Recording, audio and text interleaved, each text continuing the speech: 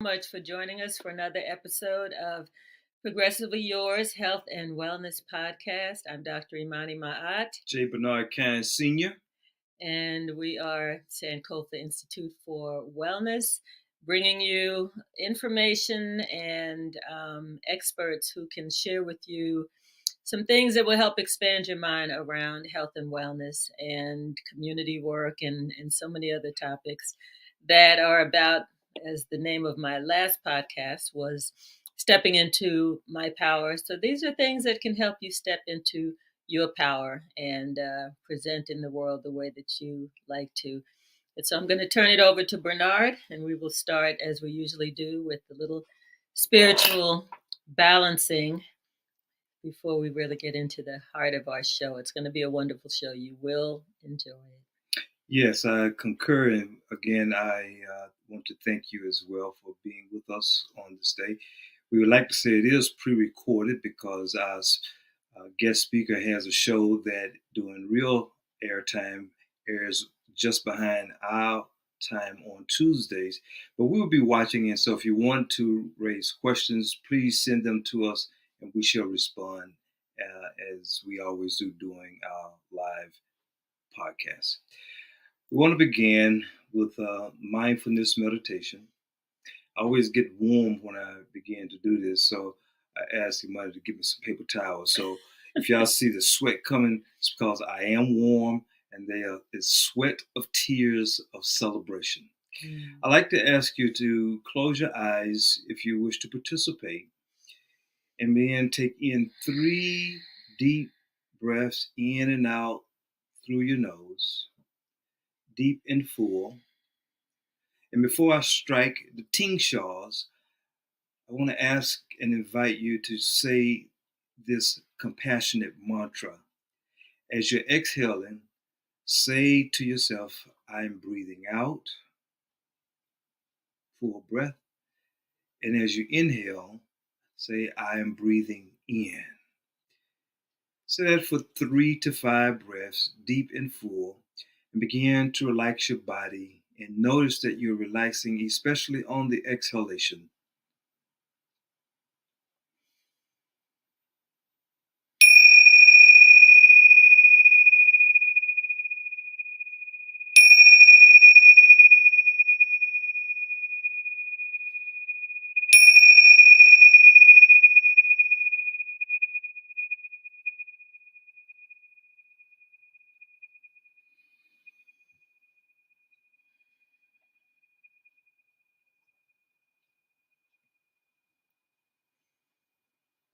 As you continue in your breathing with your eyes closed, listen to these words, Thich Nhat Hanh, from his text, The Art of Communicating. These brief words. Love is born from understanding. Listening deeply and compassionately, you begin to understand the other person more fully, and love is nourished. The foundation of love is understanding. And that means, first of all, understanding suffering. Each of us is hungry for understanding and to be understood. If you really want to love someone and make him or her happy, you have to understand that person's suffering. With understanding, your love will deepen and become true love. Listening to suffering is an essential ingredient for generating understanding and love. I define happiness as the capacity to understand and to love, because without understanding and love, no happiness could be possible. We don't have enough understanding and love, which is why we suffer so much. That is what we are thirsting for. Compassion and love are born from understanding. How can you love unless you understand? How can the Father love his Son if he doesn't understand the suffering and difficulties of his Son? How can someone make his beloved happy without knowing anything about the person's suffering and difficulties? Love, therefore, and compassion are born from understanding and being understood. Ashe. Ashe. Namaste. Namaste. Amen. Amen. Thank you. Thank you. That was beautiful. You're welcome. And I want you all to hold those thoughts of compassion and love and suffering.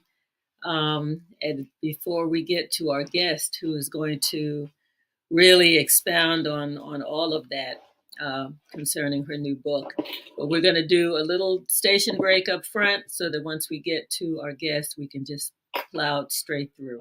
Mm-hmm. And so we'll ask our producers play our little commercial break about EV charging stations and how we can impact the environment, keep it a healthy environment, and become entrepreneurs in the process. If folks are looking for additional streams of income, this is something that might be of interest to you. So we'll do that and then we'll get to it. The US has over 2 million electric vehicles on the road today. And with faster, cheaper, and longer range vehicles coming, $550 billion has been invested by US car manufacturers to make sure no more gas cars will be manufactured after 2035. The new norm happening is called range anxiety, the fear of running out of power. More drivers need access to charging stations. But with more EV vehicles on the road, it is getting harder to find an EV station with affordable and accessible public charging.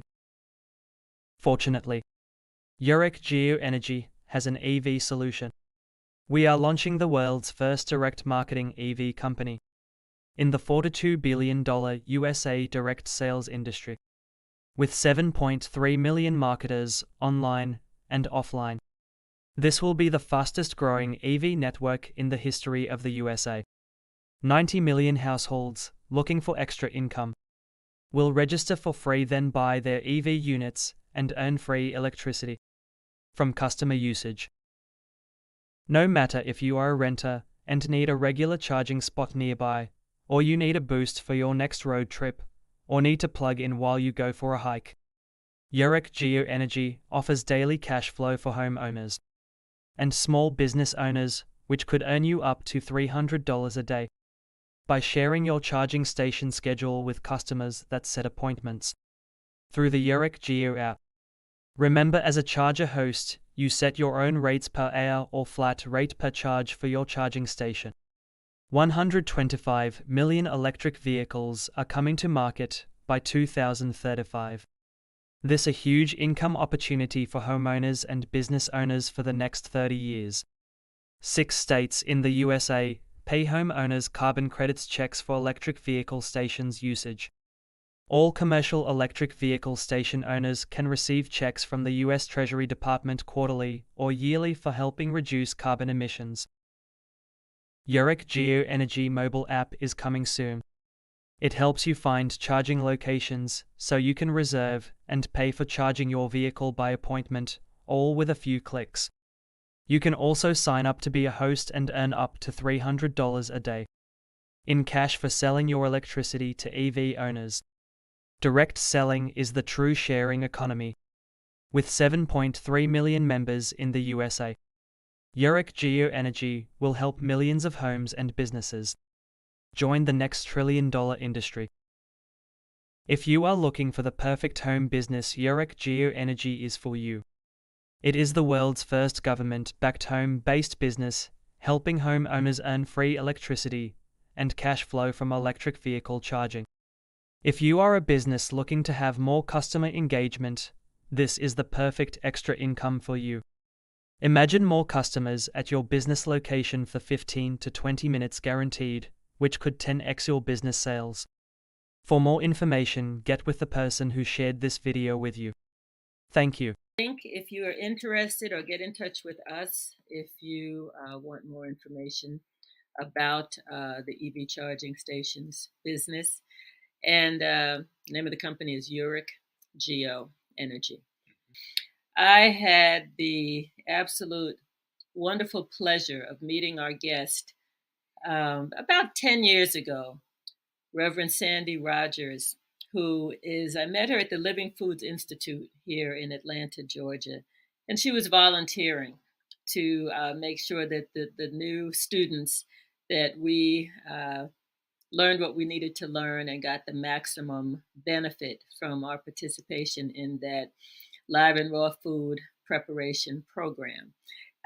Reverend Sandy, as we affectionately call her, is an author, a radio personality, a film producer, a life coach, Reiki master, teacher, practitioner. She's a master gardener, energy practitioner, and certified raw plant-based food educator who is forever growing and expanding. She invites others to join her in living their authentic self, whatever that is for that person. Be true to self is her motto. Born and raised in Watts, California, she is fully invested in community life, wellness as a social and human right, and individual empowerment activity, working within worldwide marginalized communities. We are so honored to have Reverend Sandy with us. She has another thing that I had the pleasure of participating in a program that she put together where she interviewed 53 wellness professionals. And it was called Life, Love, and Wellness, Global Worldwide Wellness Webinar. And it is a phenomenal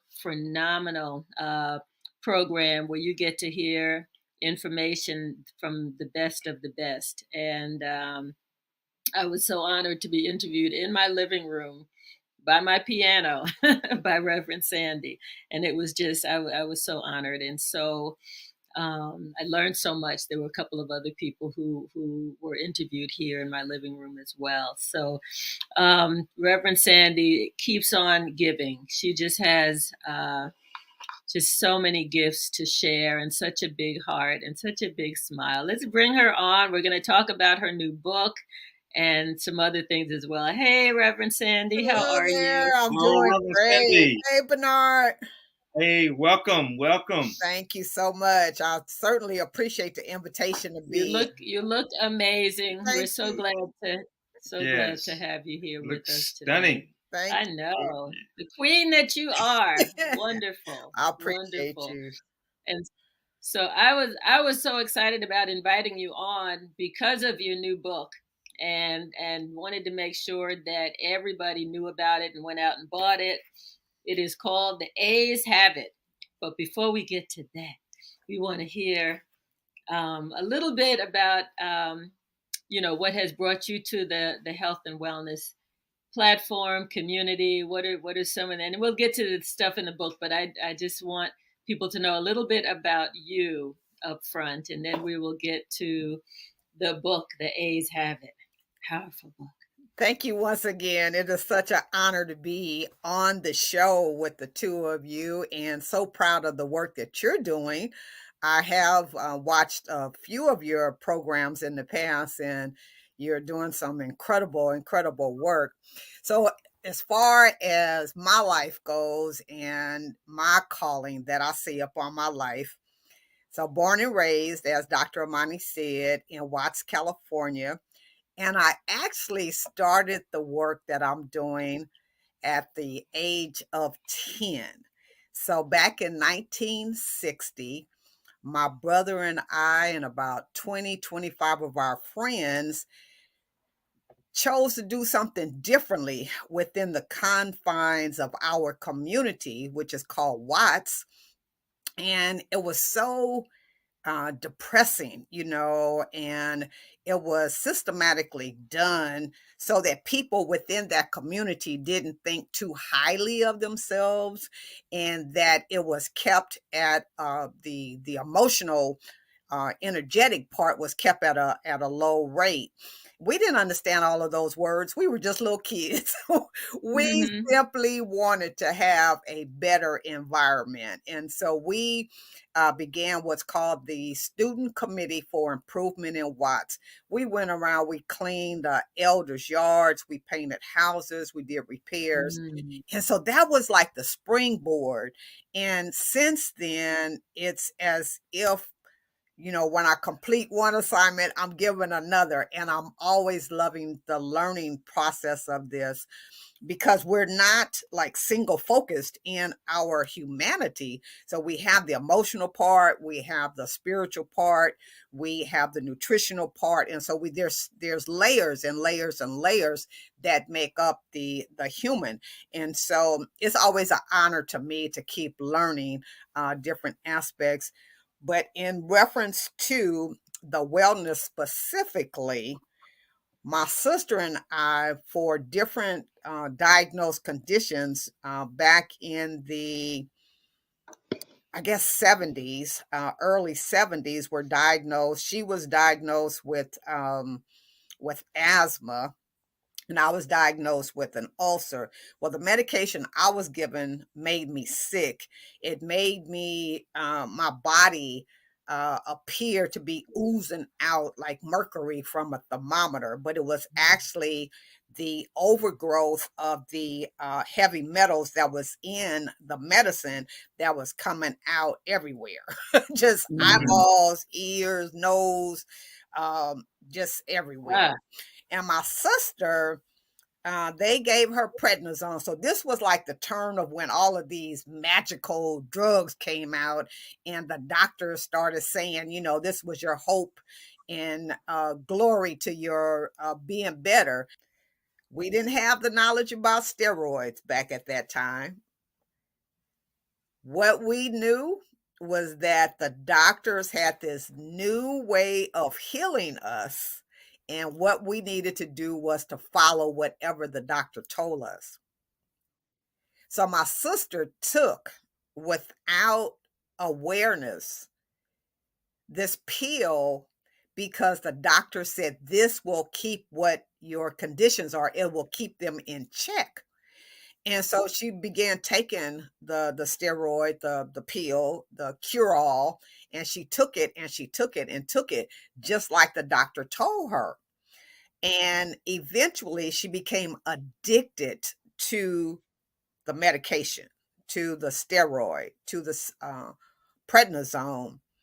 And over time, her reactions were like worse than the drug addicts you would see on the street, because it was very difficult for her to come off. Now, I don't know if the doctors understood all of that when they first prescribed the pills, and I want to say that they didn't, just so that my spirit feels better. I don't know. But it became very difficult for her to stop taking the medication. So her organs, her bodily organs over, these expanded years of time started failing. So her kidneys, her liver, her spleen, her heart, she had breast cancer. She had all of her body was cut from top to bottom, different things. And at hmm, something just put in me, like you have got to find something to help people to not become so reliant upon chemicals to heal their bodies. And that was my push.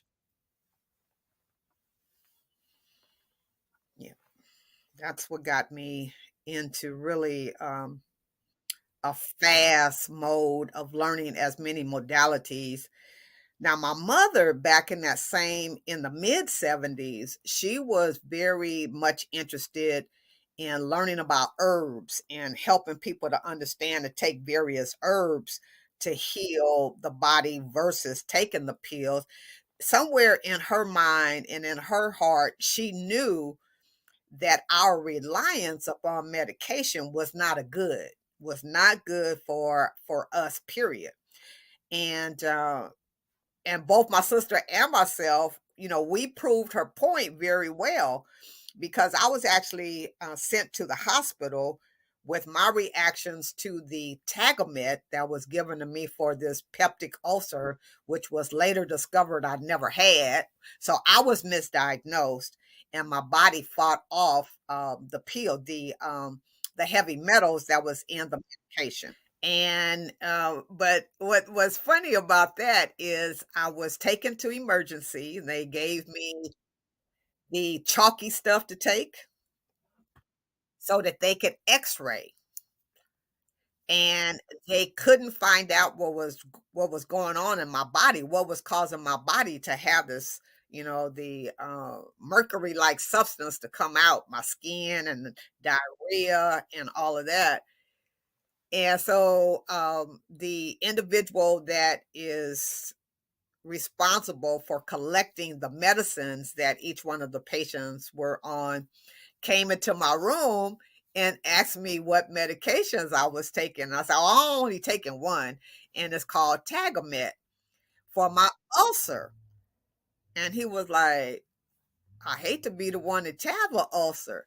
And I Mm, was like, "See, it worked. It worked. And now I'm healed, right?" Mhm. He's like, "No, ma'am. With an ulcer, it will always show on your x-ray. You never had one." So I had poisoned my body with taking the pills that the doctor told me I had to That's good. take. Mm. Yeah. And I took it for years. I don't even know how many. wow. Wow. But you So, found a way to get on a path of healing your body and transforming your body. What was that like? That turnaround to self transform yourself and your body, and then connect it with uh, your ministry, particularly what you put together in this wonderful book. I had a chance just to kind of skim read. There's one topic that I want to get to in particular that when I first opened it. But what was that transition like for you, Reverend Sandy? Great question. And thank you for that.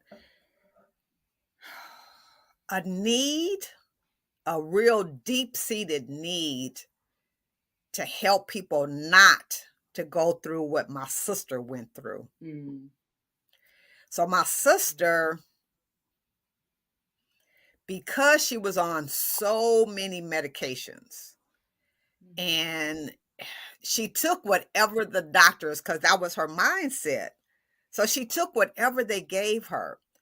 And she had like 3 of the large plastic bags full of medications. And so on one of my trips back to LA, I was like, so much of this is duplicated. Why are you taking all of this stuff, you know? And so for me, I would become very frustrated with the whole process. But I also understand she was fighting for her life. And that's what she thought, what, you know, in those pills were her life. And so as she went from that point forward, she would ask the doctors, you know, she would take all of the 3 bags and, you know, take them into her appointments and say, do I need to stay on this? And so they started taking her off a little bit by little bit.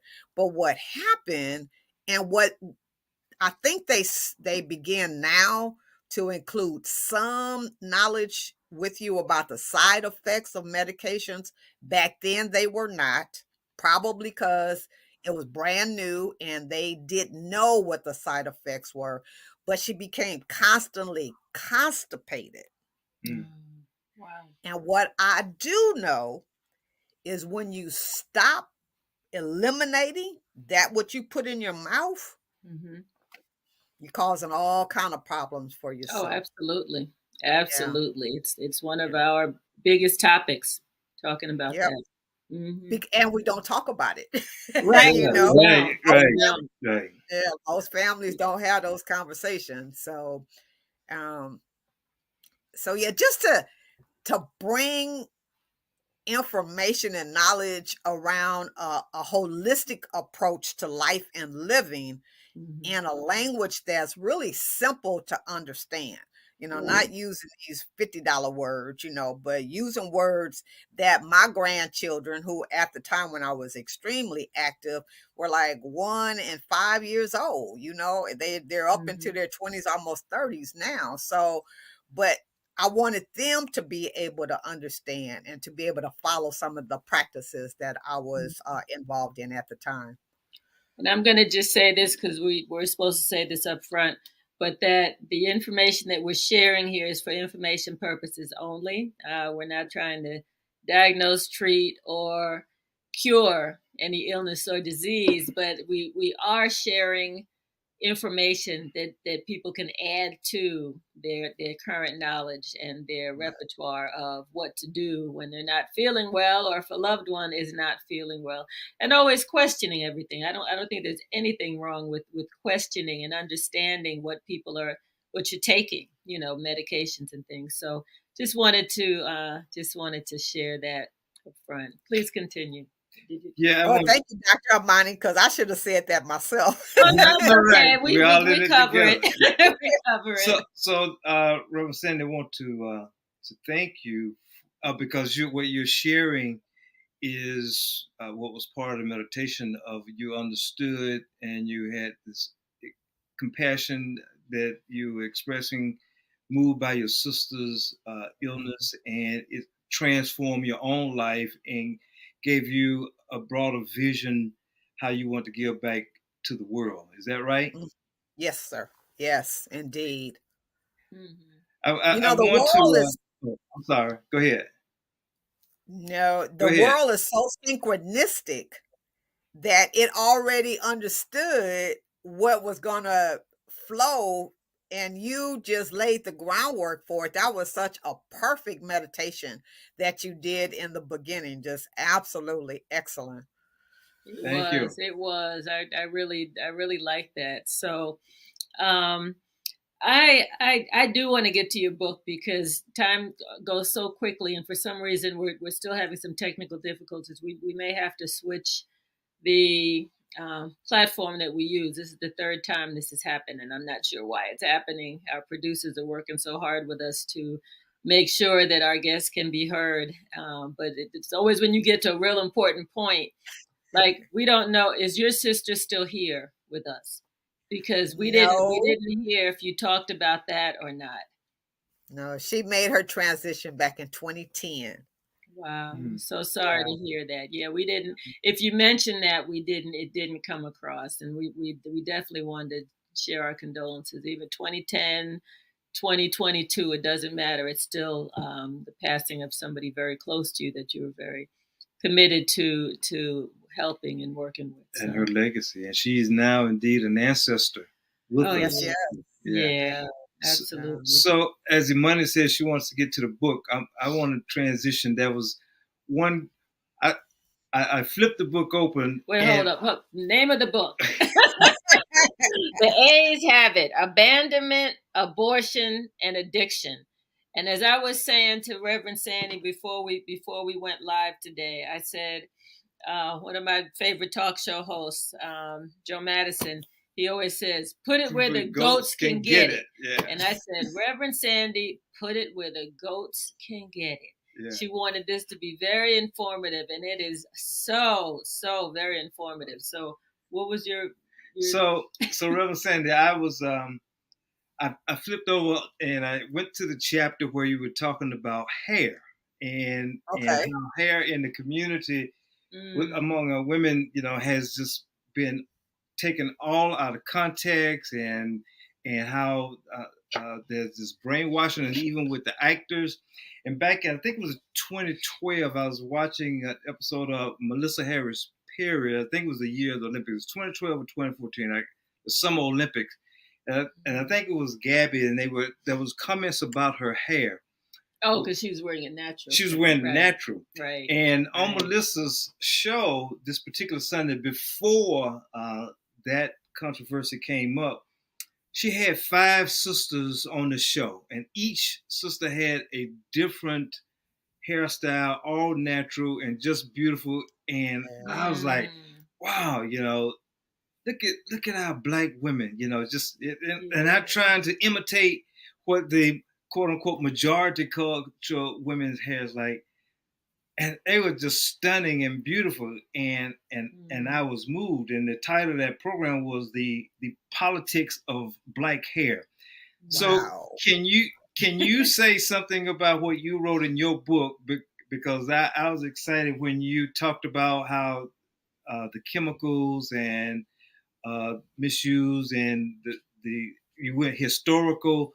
Share with the audience and the women and sisters in particular about the importance of appreciating our own hair.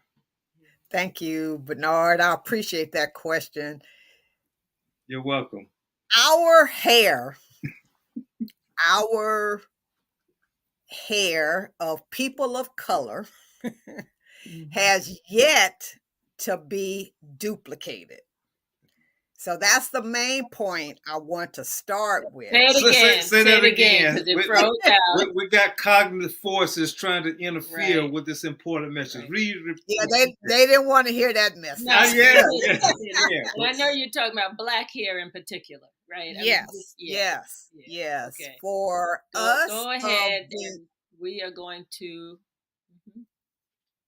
try it again. So our hair, Black women's hair, has yet to be duplicated. You will not find that on the market anywhere. There are some close similarities, but not our hair. And to me, that means that this is such uniqueness that it cannot be duplicated. That the creator, I never thought of it like that. The creator took such careful, deliberate steps in making our hair so beautiful that no one could ever make it. You know what I'm saying? So way back, I'm not sure, maybe the 20s, the 30s, when they came out with the lye, LYE, was a chemical that mostly the men used, I believe, the Callaways of the world. Before they got on stage, they would straighten their hair to take all the kink out, the beautiful kink. Natural curl out. Yeah. And so then that became, I believe after a while, like a status quo symbol or something, so more and more people began doing that same process. And then the women, we were either getting our hair straightened with a hot comb, and our ears, our fingers, our sides of our face, just, we were subjected to so much abuse for our hair to be straightened, Yeah. for the kink to curl, the naps to Mm-hmm. be straightened. And it was in Mm. assimilating the European woman. That Yeah. wasn't our natural state of beauty. And so the process continued.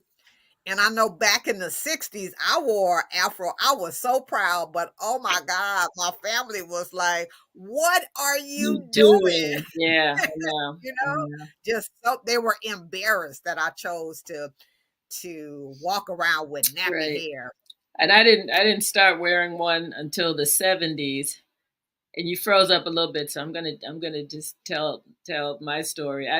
I was a sub deb at a debutante thing that a local church was having, and there was all young ladies, African Americans, and the woman that I was a sub deb, and my friend of mine, she was a debutante, and I remember the minister getting on her because he was like, "You cannot wear your hair like that for the debutante ball or whatever it was we were getting ready for." And at the time, I always had long, thick braids. And I remember that day because he embarrassed her because of her natural hair. And I got so mad at him. I said, I'm going to have an afro. I waited until afros were almost out of style before I told my mom, I said, I want to cut it off and have an afro because that's beautiful, So, yeah, I waited for, and I was young. Yeah, I was in elementary, middle school when people started wearing afros. But once I saw how Black women were being stigmatized for their natural hair, it's like, oh, I want that because because I've always been going against the grain in a lot of ways. So, yeah, um, it, indeed. yeah, And Mm. then when I yeah. found out that the perms, the chemicals from the perms that we were using, just everybody went to get a touch up, and you had your perms, right? Because that was the most acceptable professional look for Black women. Mhm. And when I found out that the chemicals actually leaked through the scalp and was Mm. forming a coating on the brain, man, that scared me. I'm like, what? Ooh, Mm. You know, yeah. and no one has shared this with us. So there's been a systematic approach to our disapproval of Yeah. ourselves, our Right, natural right. beauty. And so Systematic that's is the Systematic word. yeah, and yeah, yeah. Yeah. that And so I believe that's at the bottom of a lot of our health issues, and I know for sure with our self-esteem issues and things. So well, absolutely. And I think that is such a great segue to get into the heart of your book and your topic and tell us a little bit about what motivated you. Don't have to tell your whole story because we want people to go out and buy your book. We don't want you to tell the story, but just maybe talk around the story. I mean, it was so, like I said, uh, quoting Uncle Joe Madison, that you put it where the ghosts can get. You tell a story that affects so many of us as Black women, so many of us as women.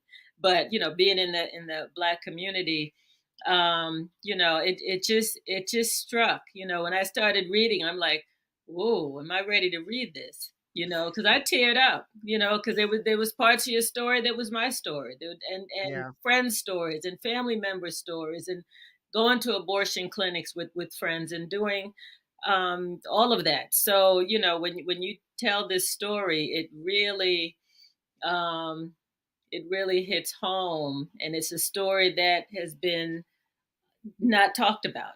So I applaud you for having the courage to talk about this and to share with people because the whole tone of your book is about valuing ourselves. And yes, as younger people, many of us made decisions that were definitely not about valuing ourselves and our life, much less the lives of the unborn. So yes. I'm going to let you talk because this is so important and it's your story. Thank It's all you. of our story, but you tell it in such a beautiful, clean way. Thank you, Dr. Amani. I appreciate that. So the A's habit was given to me to write. It was a direct assignment. Wow. Yeah. And the thought of abortion was what I thought I was going to write about and how it impacted the Black community. Mm-hmm.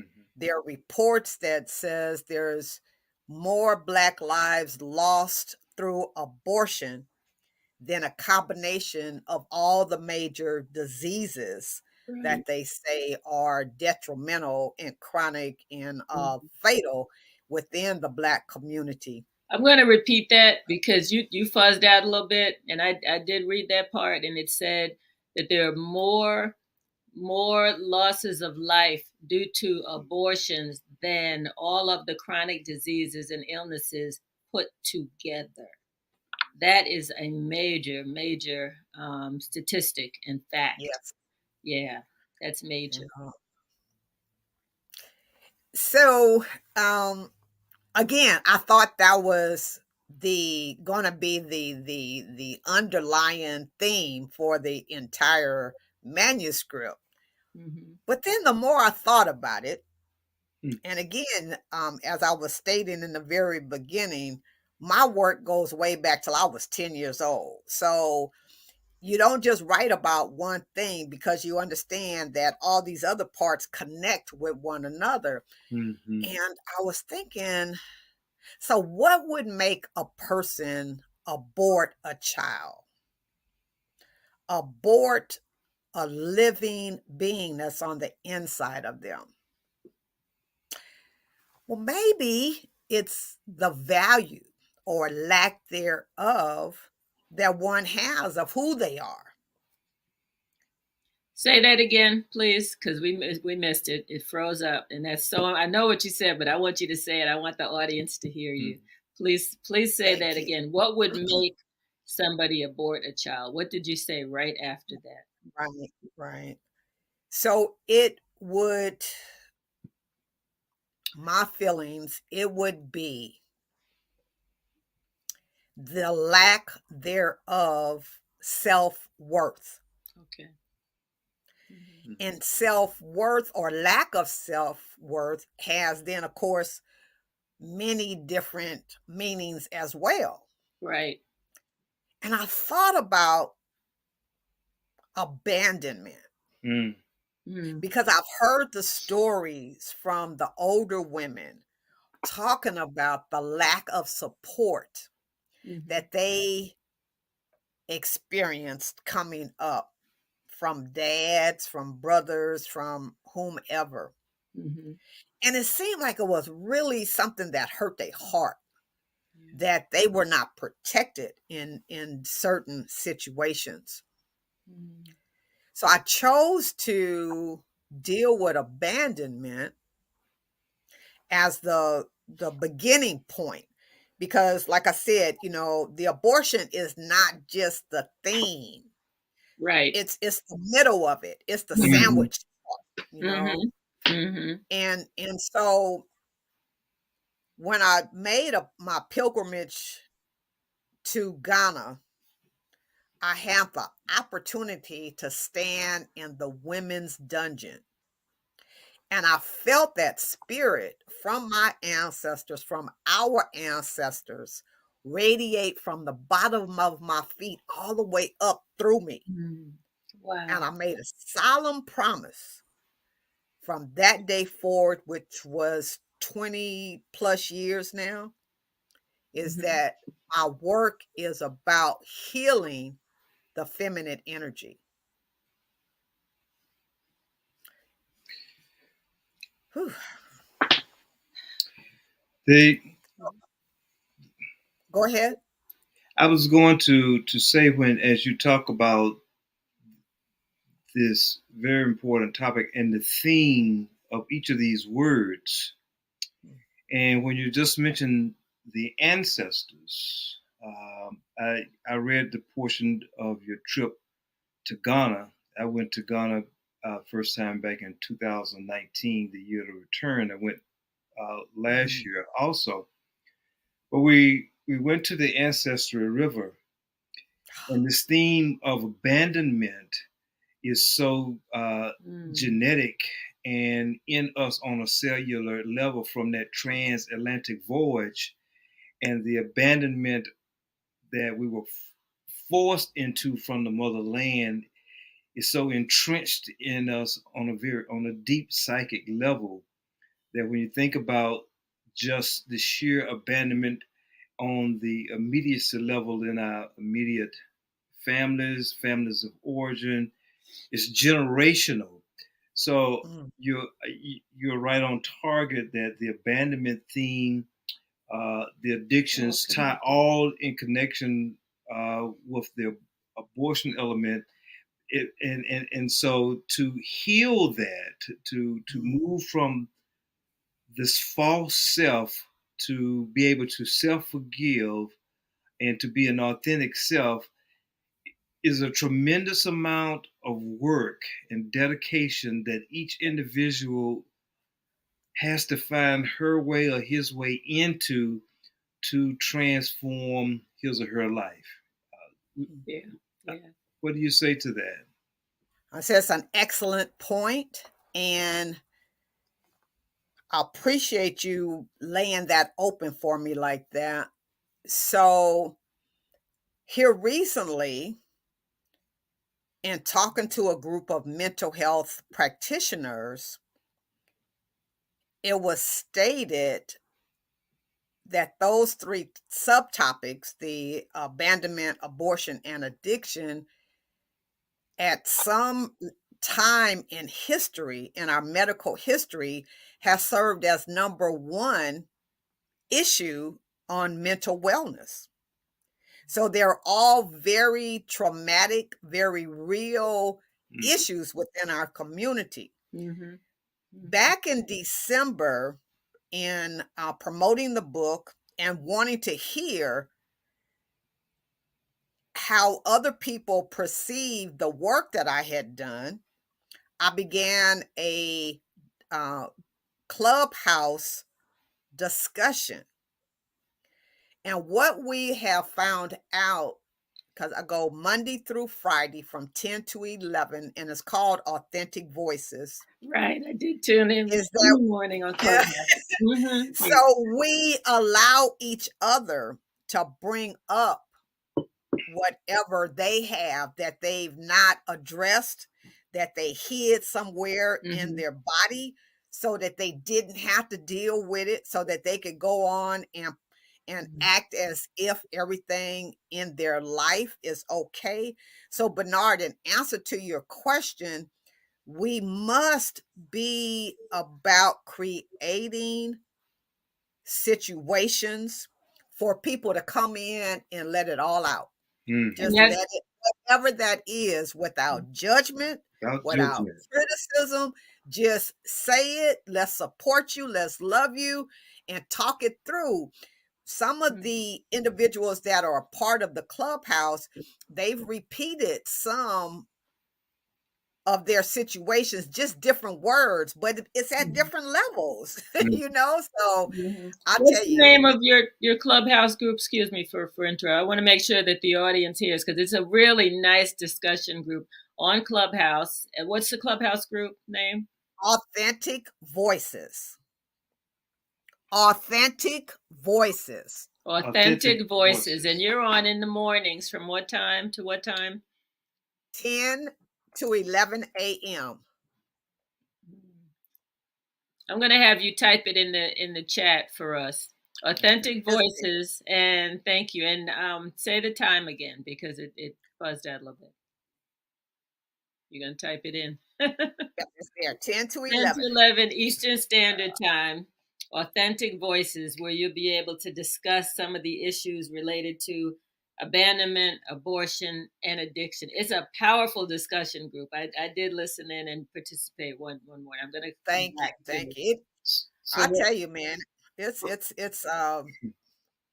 when some of the individuals are saying, "Oh, this is better than my therapy," you know, Wow. well, yeah, it's a community of your peers, Community discussion. Yeah, Absolutely. yeah, men and women, and it's just been so extremely powerful Well, in helping folks to be able genuinely talk about issues that they're been holding, been carrying yeah, around. yeah, yeah. I can see how that is powerful because see in a group setting, right? There's this sense of community that's Hmm. developed that Howard Thurman makes reference to the beloved. He refers to it as the beloved community. And so Yes. it's in the Hmm. community context, kind of juxtaposed when people do one-on-one sessions. But in group settings, you got this community where you are feeling supported, heard, and understood. Yes, That yeah. it makes it possible to get to the core of those deep-seated issues when you can feel the love of multiple people in the Hmm. circle. Hmm. Uh, And that is what he does, Reverend Sandy. You didn't really get an introduction to Bernard, but that is something that is one of the gifts that he provides to the community, doing Awesome. individual and group therapy sessions. So yeah. Yeah, Rumbling Mosley, Reverend Sandy, you will like this quote that I'm about to share with you on this. It's related to your authentic voices. He writes in his book, Becoming a Self Before God, that authentic selfhood requires critical reflection. Authentic Authentic selfhood. selfhood requires critical reflection. I like that. There's a move from being acted on by the world to acting on the world. Yes. And so what you're describing with authentic voices is probably at the core of what he's getting at and what you are sharing and helping others do at the same token is. Mm. So I'm so excited to get to know you and read your text and really appreciate your gift, your love and compassion, and as Thich Nhat Hanh said, it's out of your suffering that you embrace to help that you use to help transform not only your life but you're transforming the lives of others. So many. This is the book. How can people get your book? Let me make sure that, okay, The A's Have It: Abandonment, Abortion, and Addiction by Reverend It is it's Rodgers. available on Amazon, Okay. and it is also available on my website, that's srauthenticascension.com. And Bernard, I wanted to say in reference to your comment, I really felt what you were saying, and so I appreciate that. So I was given the assignment to write the text. Okay. I wrote it, and then I couldn't. So I have other titles as well that I've self-produced, self-published, but this one I couldn't do it. And so Hmm. I had someone to finish it for me, and then I held it, but I wasn't ready to release it. So I sat on it for a year or more, you know, and then I began to give maybe about 10 copies. It took me 5 months to give out those 10 copies. Mm. And it's not from a place of being embarrassed by the story, but it was Being so say that a precious. lot again. It's not from a place of being Embarrassed. in. Embarrassed. Oh, okay. No, of So course I, not. although there is shame and guilt that was associated with it, but I didn't understand how powerful it was, Mm. because this is starting people to have conversations, to rise up to their full potential, and Yes. to be the best person without the traumas in their life, Hmm. or at Right. least have tools to deal with the trauma. So Yeah, it wasn't all of that, I got it and okay, let's do it, let's do it. No, Mhm. no, not quite. Yeah, well, I need to speak with you because I got a book I've been sitting on for a couple years now, and I need to get it done. It's done. It's actually done. I just need to release it, and I have to figure out why I have not released it. But I'll talk with you about that. Maybe you can Sure, help. I'll be happy Yeah, to. thank you. Reverend Sandy, can you say a word about forgiveness as you talk about it in In your your text? chapter, oh my goodness, The importance of not just forgiveness, of but self others, right, forgiveness. right, so important. Ah, whew, that's a deep one, Bernard. Thank you for Yes. that question. We have accepted that forgiveness is all about going out, right? So it's about somebody or somebody's did something to me Hmm. that I need to forgive.